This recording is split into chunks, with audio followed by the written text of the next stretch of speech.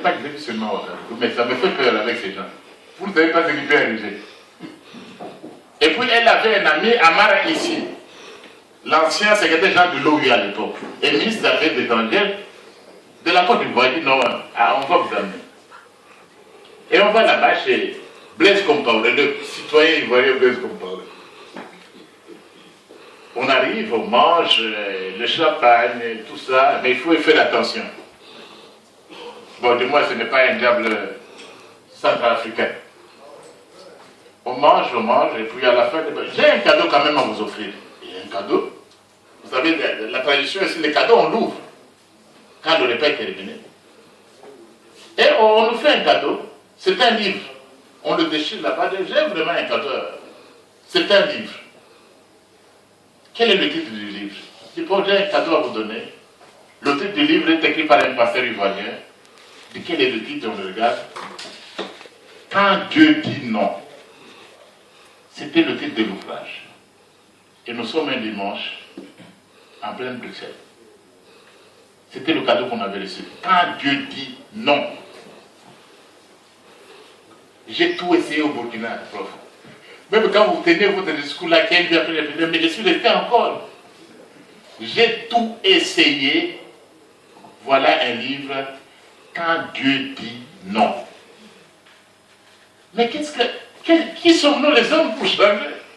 Quand Dieu a dit non, c'est non. Respectez la Constitution. Allez aux élections. Et c'est ça l'un des problèmes fondamentaux que nous avons. La corruption de la classe politique. La corruption des intellectuels. Je parle, c'est un professeur d'université qui parle.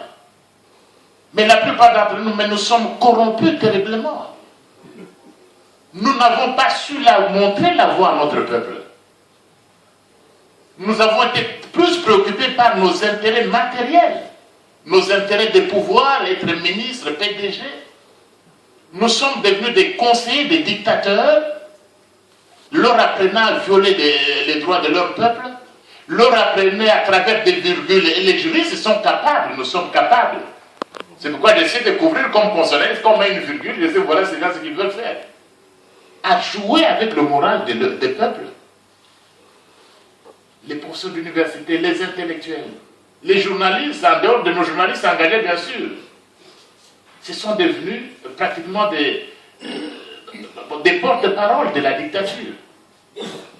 Nos musiciens, vous ne trouverez pas de musiciens comme en Afrique du Sud, ceux qui ont lutté pour l'Afrique du Sud.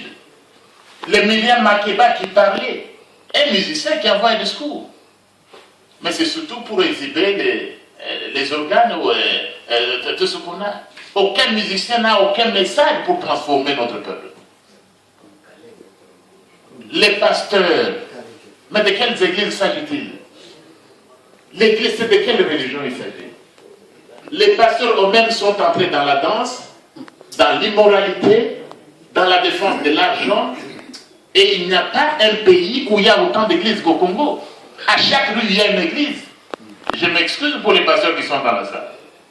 Et pour les chrétiens, les croyants fervents. Il y a une église.